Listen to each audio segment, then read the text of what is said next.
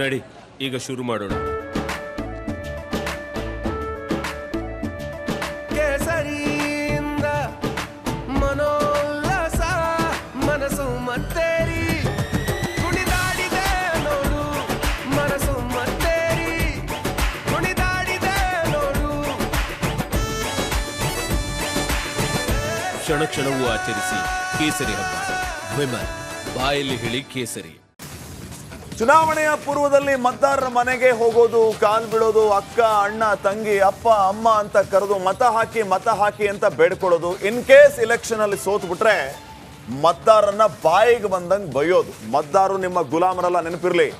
Taken for granted ಅಂತ ಯಾವುದೇ ಕಾರಣಕ್ಕೂ ಅನ್ಕೋಬಾರದು ರಾಜಕಾರಣಿಗಳು. ಪರಾಜಿತ ಅಭ್ಯರ್ಥಿ ಹತಾಶರಾಗಿ ಮಾತಾಡಿದಾರೋ ಏನು? ಮೈಸೂರು ಲೋಕಸಭಾ ಕ್ಷೇತ್ರದ ಬಗ್ಗೆ ನಾವು ಮಾತಾಡ್ತಾ ಇದ್ದೀವಿ. ಲಕ್ಷ್ಮಣ್ ಕಾಂಗ್ರೆಸ್ನ ಪರಾಜಿತ ಅಭ್ಯರ್ಥಿ ಚುನಾವಣೆಯಲ್ಲಿ ಸೋತ್ರು, ಮುಖಭಂಗ ಆಯಿತು, ಬಹುಶಃ ಹತಾಶರಾದ್ರೋ ಏನೋ. ಈಗ ಮತದಾರರನ್ನ ಸ್ಯಾಡಿಸ್ಟ್ ಅಂತ ಕರೆದಿದ್ದಾರೆ ಈ ಪರಾಜಿತ ಅಭ್ಯರ್ಥಿ.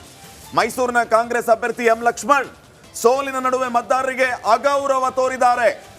ನನ್ನನ್ನು ಸೋಲಿಸಿ ಬೇಜಾರಿಲ್ಲ, ಆದರೆ ಮುಖ್ಯಮಂತ್ರಿಗಳ ತಪ್ಪೇನು?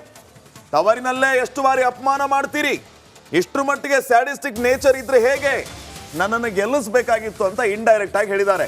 ಮುಖ್ಯಮಂತ್ರಿಗಳನ್ನ ಯಾಕೆ ಮಧ್ಯದಲ್ಲಿ ತಗೊಂಡ್ಬರ್ತೀರಿ? ನಿಮ್ಮ ಯೋಗ್ಯತೆ ಏನೋ, ನಿಮ್ಮ ಜವಾಬ್ದಾರಿ ಏನು ಅನ್ನೋದು ಬಹುಶಃ ಮತದಾರರಿಗೆ ಅರ್ಥ ಆಗಿರಬೇಕು. ಅದಕ್ಕೆ ಅವರು ಮತ ಹಾಕಿದ್ದಾರೆ, ಅವರು ಬೇಕಾದವ್ರಿಗೆ. ನಾನು ಗೆಲ್ಲುವಂಥದ್ದಲ್ಲ. ಬಹಳ ಪ್ರಮುಖವಾಗಿ ಮಾನ್ಯ ಮುಖ್ಯಮಂತ್ರಿಗಳಿಗೆ ಮುಖಭಂಗ ಮಾಡುವಂಥ ಕೆಲಸವನ್ನು ತವರು ಜಿಲ್ಲೆನಲ್ಲಿ ಮಾಡಬಾರ್ದಾಗಿತ್ತು ಅನ್ನುವಂಥದ್ದು ಅಷ್ಟೇ ನನ್ನ ಆಕ್ರೋಶ. ಕೆಲಸ ಮಾಡಿ ಒಬ್ಬ ಮುಖ್ಯಮಂತ್ರಿಗಳು, ನಿಮ್ಮ ಜಿಲ್ಲೆಯ ಮುಖ್ಯಮಂತ್ರಿ ಯಾವ ಕ್ಯಾಸ್ಟೇ ಆಗಲಿ ರೀ, ಯಾವ ಕ್ಯಾಸ್ಟ್ ಬೇಸಿಸ್ ಮೇಲೆ ನೀವು ಮತಗಳನ್ನು ಚಲಾವಣೆ ಮಾಡಿ ಮುಖ್ಯಮಂತ್ರಿಗಳಿಗೆ ಅವಮಾನ ಮಾಡಬೇಕು ಅನ್ನುವಂಥದ್ದು ಒಂದೇ ದೃಷ್ಟಿಯಿಂದ ಮಾಡಿ. 5 ವರ್ಷದಲ್ಲಿ ಬೊಮ್ಮಾಯಿ ಮುಖ್ಯಮಂತ್ರಿಗಳಾಗಿದ್ದರು. ಏನು ಕೊಟ್ಟರು? ಏನು 5 ರೂಪಾಯಿ ಕೊಟ್ರ?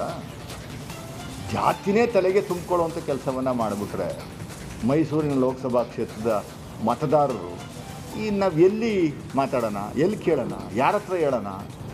ಇದು ಮೈಸೂರು ನಗರದ ಜನತೆಯ ದುರಂತನ ಇದು, ಇಲ್ಲ ನಮ್ಮ ಕರ್ಮನ ಅನ್ನುವಂಥದ್ದು ನನಗೆ ಅರ್ಥ ಆಗ್ತಾ ಇಲ್ಲ.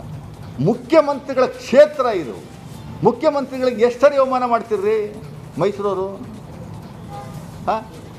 ನನಗೆ ಅರ್ಥ ಆಗ್ತಾ ಇಲ್ಲಪ್ಪ. ಸಿದ್ದರಾಮಯ್ಯನಂಥವ್ರು ಮುಖ್ಯಮಂತ್ರಿ, ಇನ್ನೆಲ್ಲರೂ ದೇಶದಲ್ಲಿ ಹುಡ್ತಾರೆ ಅಂದರೆ ತಿರ್ಗಾ ಅಷ್ಟು ಕ್ಲೀನ್ ಹ್ಯಾಂಡೆಡ್ ಪರ್ಸನ್. ಅವ್ರ ತವ್ರ ಜಿಲ್ಲೆಯಲ್ಲಿ ನನ್ನ ಸೋಲಿಸಿರೋದು ಬಿಟ್ಬಿಡಿ ಸ್ವಾಮಿ, ಬಿಟ್ಟಾಕ್ಬಿಡಿ. ಸೋಲಿಸಿ ನಮ್ಮನ್ನು ಇನ್ನೂ 10 ಸರಿ ಪರವಾಗಿಲ್ಲ. ಮುಖ್ಯಮಂತ್ರಿಗಳಿಗೆ ಅವಮಾನ ಮಾಡುವಂಥ ಕೆಲಸ ಮಾಡಿಬಿಟ್ರೆ ಯಾರು ಕೇಳೋದು? ಇದನ್ನು ಯಾರು ಕೇಳ್ತಾರೆ? ತಪ್ಪೇನು ಮಾಡಿದ್ದಾರೆ ರೀ ಸಿದ್ದರಾಮಯ್ಯ ಸಾಹೇಬರು? ಅವ್ರು ಕೇಳೋಕ್ಕಾಗದೇ ಇರ್ಬೋದು, ಅಕ್ಸೆಪ್ಟ್ ಮಾಡ್ಕೊಂಡಿದ್ದೀವಿ ನಾವು ವರ್ಡಿಕ್ಟ್ನ. ಇಷ್ಟೊಂದು I am sorry to say sadistic nature ಇದ್ದುಬಿಟ್ರೆ ಹೆಂಗೆ ಇದು ಅಂತ. Sadistic nature. ಹಾಗಾದರೆ 6,56,000 ಜನ ನಿಮಗೆ ಮತ ಹಾಕಿದ್ರಲ್ಲ, ಅವರೆಲ್ಲರೂ ಕೂಡ ಸ್ಯಾಡಿಸ್ಟ್ಗಳ? ಯದುವೀರ್ ಒಡೆಯರ್ ಅವರಿಗೆ 7,96,000 ಸಮಥಿಂಗ್ ಮತಗಳು ಬಂದಿದೆ. ಲಕ್ಷ್ಮಣ್ ಅವರಿಗೆ ಬಿದ್ದಂಥ ವೋಟ್ಗಳ ಸಂಖ್ಯೆ 6,56,000ಕ್ಕಿಂತ ಹೆಚ್ಚು. ಹಾಗಾದರೆ ಅವರೆಲ್ಲರೂ ಕೂಡ ಸ್ಯಾಡಿಸ್ಟ್ಗಳ? ಕೇವಲ ಇಷ್ಟೇ ಮಾತಾಡಿಲ್ಲ, ಗ್ಯಾರಂಟಿ ಕೈ ಹಿಡಿದಿಲ್ಲ ಅನ್ನೋದು ಈ ಲೋಕಸಭಾ ಚುನಾವಣೆಯಲ್ಲಿ ಸ್ಪಷ್ಟ ಆಗಿದೆ ಕಾಂಗ್ರೆಸ್ನ ಲೀಡರ್ಗಳಿಗೆ. ಹಾಗಾಗಿ ಅದನ್ನ ಗ್ಯಾರಂಟಿಗಳನ್ನು ತಕ್ಷಣಕ್ಕೆ ರದ್ದು ಮಾಡಿ ಅಂತ ಹೇಳಿದ್ದಾರೆ. ಹತಾಶೆಯ ಮುಂದುವರೆದ ಭಾಗ. ಈಗ ಸಾರ್ವಜನಿಕ ವಲಯದಲ್ಲಿ ಏನ್ ಚರ್ಚೆ ಆಗ್ತಾ ಇತ್ತು, ಬಿಜೆಪಿ ಅವರು ಹೋದಲ್ಲಿ ಬಂದಲ್ಲಿ ಏನ್ ಹೇಳ್ತಾ ಇದ್ರು, ನಾವು ಸೋತಿದ್ದೀವಿ, ಗ್ಯಾರಂಟಿಗಳನ್ನ ನಿಲ್ಲಿಸ್ಬಿಡಿ. ಅಂದ್ರೆ ಇದು ಕಾಂಗ್ರೆಸ್ನ ಸಿಂಗಲ್ ಲೈನ್ ಅಜೆಂಡಾನಾ? ಈಗ ಹೆಚ್ಚು ಸೀಟ್ ಬಂದಿಲ್ಲ, ಮುಂದೆ ಬಹುಶಃ ಅದನ್ನೇ ಮಾಡಬಹುದಾ? ಗ್ಯಾರಂಟಿಗಳನ್ನ ನಿಲ್ಲಿಸ್ಬಿಡ್ಬೋದಾ? ಲಕ್ಷ್ಮಣ್, ಯಾರೋ ದಾರಿಗೆ ಹೋದವ್ರು ಹೋಗಿದ್ರೆ ಇದ್ರ ಬಗ್ಗೆ ತಲೆ ಕೆಡಿಸ್ತಾರೆ. ರಾಜ್ಯದಲ್ಲಿ ಜನರಿಗೆ ಪಂಚ ಗ್ಯಾರಂಟಿ ಇಷ್ಟ ಆಗಿಲ್ಲ. ಕಾಂಗ್ರೆಸ್ ಗ್ಯಾರಂಟಿ ಯೋಜನೆ ನಿಲ್ಲಿಸೋದೇ ಒಳ್ಳೆಯದು. ಮೈಸೂರಿನಲ್ಲಿ ಕಾಂಗ್ರೆಸ್ ಅಭ್ಯರ್ಥಿ ಲಕ್ಷ್ಮಣ್ ಈ ರೀತಿಯಾಗಿ ಮಾತುಗಳನ್ನಾಡಿದ್ದಾರೆ. ಇದನ್ನ ಯಾರೋ ದಾರಿಗೆ ಹೋಗೋರು ಹೇಳಿದ್ರೆ ಅಷ್ಟು ಪ್ರಾಧಾನ್ಯತೆಯನ್ನು ಕೊಡೋ ಅಗತ್ಯ ಇರಲಿಲ್ಲ. ಕಾಂಗ್ರೆಸ್ನ ಸ್ಪೋಕ್ಸ್ ಪರ್ಸನ್ ಆಗಿರುವಂತವರು, ಕಾಂಗ್ರೆಸ್ನ ಪರಾಜಿತ ಅಭ್ಯರ್ಥಿ ಆಗಿರುವಂತವರು ತಮ್ಮ ಮನದಾಳವನ್ನ ಹೇಳಿದ್ದಾರೆ, ಗ್ಯಾರಂಟಿ ನಿಲ್ಲಿಸಬೇಕು ಅಂತ. ಇವ್ರು ವೋಟ್ ಹಾಕಿದ್ರೆ ಗ್ಯಾರಂಟಿ ಕಂಟಿನ್ಯೂ ಮಾಡಬೇಕು, ವೋಟ್ ಹಾಕಿಲ್ಲ ಅಂತಾರೆ ಗ್ಯಾರಂಟಿ ನಿಲ್ಲಿಸ್ಬಿಡ್ಬೇಕು. ಇದ್ಯಾವ ನ್ಯಾಯ? ಏನ್ ಹೇಳಿದ್ದಾರೆ ಕೇಳ್ಕೊಂಬನ್ನಿ ಫಸ್ಟ್. ಗ್ಯಾರಂಟಿ ಬೆನಿಫಿಟ್ ಅಲ್ಲ, ಅದು ಭಾಳ ಸ್ಪಷ್ಟವಾಗಿ ಕಾಣ್ತಾ ಇದೆ. ಯಾಕೆಂದರೆ ಅಪ್ಪರ್ ಕಮ್ಯುನಿಟಿಯವರು ಗ್ಯಾರಂಟಿ ಬೆನಿಫಿಟ್ಟನ್ನು ತಗೊಂಡು ಬಿ ಜೆ ಪಿಯವರು ಗ್ಯಾರಂಟಿಗಳನ್ನು ಕೊಟ್ಟು ಜನಗಳನ್ನ ಸೋಂಬೇರಿ ಮಾಡ್ತಾ ಇದ್ದೀರಿ ಎನ್ನುವಂಥದ್ದು ಏನು ಅವ್ರು ಹೇಳ್ತಾ ಇದ್ರು, ಅದಕ್ಕೆ ಬೆಂಬಲವನ್ನು ಕೊಟ್ಟಿರುವಂಥದ್ದು ಈ ಚುನಾವಣೆಯಲ್ಲಿ ಕಾಣ್ತಾ ಇದೆ. ಅಂದರೆ ಗ್ಯಾರಂಟಿಗಳನ್ನು ಕೊಡ್ತಾ ಇರುವಂಥದ್ದು ಅವ್ರಿಗೆ ಇಷ್ಟ ಇಲ್ಲ ಅನ್ನುವಂಥದ್ದು ಕಾಣ್ತಾ ಇದೆ. ಏನು ನಾವು ಫ್ರೀ ಪುಕ್ಕಟ್ಟೆ ಎಲೆಕ್ಟ್ರಿಸಿಟಿ, ಪುಕ್ಕಟ್ಟೆ ಬಸ್ಸಲ್ಲಿ ಹೋಗುವಂಥದ್ದು, 2,000 ರೂಪಾಯಿ, ಇವೆಲ್ಲ ಅಪ್ಪರ್ ಕಮ್ಯುನಿಟಿಯವ್ರಿಗೆ ಜಾಸ್ತಿ ಸಿಗ್ತಾ ಇದೆ. 70% of this benefit is been benefited by upper community. So B J ಪಿಯವರು ನಿರಂತರವಾಗಿ ಚುನಾವಣೆ ಸಂದರ್ಭದಲ್ಲೂ ಗ್ಯಾರಂಟಿ ಕೊಡ್ತಾ ಇರುವಂಥದ್ದು ನೀವು ಅಕ್ಷಮ್ಯ ಅಪರಾಧ ಮಾಡ್ತಾ ಇದ್ದೀರಿ. ಅವರು ಜನಗಳಿಗೆ ಇಷ್ಟ ಇದ್ದು ಗ್ಯಾರಂಟಿ ಕೊಡ್ತಾ ಇದ್ದೀರಾ ಅನ್ನುವಂಥದ್ದು ಅವ್ರು ಏನು ಹೇಳ್ತಾ ಇದ್ದಾರೆ ಅದಕ್ಕೆ ಬೆಂಬಲವನ್ನು ಸೂಚಿಸಿರುವಂಥದ್ದು ಕಾಣ್ತಾ ಇದೆ.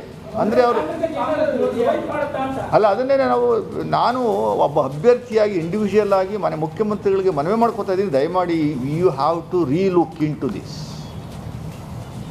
Because people have mandated, given mandate against that. B J ಪಿಯವರು ಏನು ಹೇಳಿದ್ರು ಅದ್ರ ಪರವಾಗಿ ಮ್ಯಾಂಡೇಟ್ ಕೊಟ್ಟಿದ್ದಾರೆ. ಅಂದರೆ ಬಿ ಜೆ ಪಿಯವರು ಹೇಳ್ತಾ ಇದ್ದು ಬಿಟ್ಟಿ ಭಾಗ್ಯಗಳನ್ನು ಕೊಟ್ಟು ಅವ್ರನ್ನ ನೀವು ಸೋಂಬೇರಿ ಮಾಡ್ತಾ ಇದ್ದೀರಿ ಅಂತ. ಸೊ ಬಿಟ್ಟಿ ಭಾಗ್ಯಗಳನ್ನು ಕೊಟ್ಟು ಪುಕ್ಕಟ್ಟೆ ನೀವು ಗ್ಯಾರಂಟಿಗಳನ್ನು ಕೊಟ್ಟು ಅವ್ರನ್ನ ಸೋಂಬೇರಿ ಮಾಡ್ತಾ ಇದ್ದೀರಿ ಎನ್ನುವಂಥದ್ದು ಹೇಳುವಂಥದ್ದಕ್ಕೆ ನೀವು ಸಪೋರ್ಟ್ ಮಾಡಿದ್ದೀರಿ ಮತದಾರರು. ಅಂದರೆ ಅವ್ರಿಗೆ ಇಷ್ಟ ಇಲ್ಲ ಅಂತ ಅರ್ಥ ಇದು. ಅದರಿಂದ ಇಷ್ಟ ಇಲ್ದಿರೋ ಕೆಲಸನ ಯಾಕೆ ಮಾಡಬೇಕು? ಅವ್ರೇನು ಹೇಳ್ತಿದ್ರು, ದಯಮಾಡಿ ಗ್ಯಾರಂಟಿಗಳ ಯೋಜನೆಯನ್ನು ಕಟ್ ಮಾಡಿ, ಯಾರು ಬಿ ಜೆ ಪಿಯವರು ಹೇಳ್ತಾ ಇದ್ದರು ಕಟ್ ಮಾಡಿ ಅಭಿವೃದ್ಧಿಗಳಿಗೆ ಜಾಸ್ತಿ ಕೊಡಿ ಅಂತ. ಹೌದು, ಅಭಿವೃದ್ಧಿಗಳಿಗೆ ಜಾಸ್ತಿ ಕೊಡುವಂಥದ್ದಕ್ಕೆ ಅವ್ರು ಹೇಳ್ತಾ ಇರುವಂಥದ್ದನ್ನ ಪೂರ್ವಕವಾಗಿ ಮತದಾನದ ಮೂಲಕ ತೋರಿಸಿದ್ದಾರೆ. ಸೊ ಅದರಿಂದ ಐ ಥಿಂಕ್ ವಿ